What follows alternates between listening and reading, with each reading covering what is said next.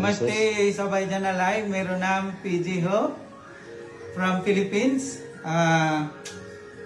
Last week, I crashed my drone somewhere else in Chobar area. And it's so sad, I broke the gimbal.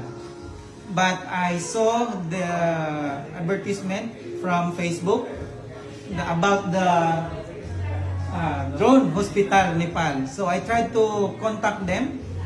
And they entertained me right away.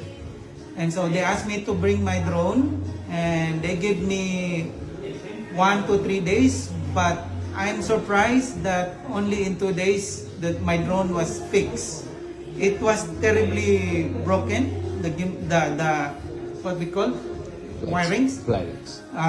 Yeah, but they fixed it nicely and very clean.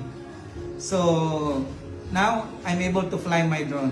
So I recommend you guys, if you have problem with your drones, just come, contact them with their number. Drone Hospital, guaranteed good service, and you can also have discount if you want to talk with them. Thank you. Thank you.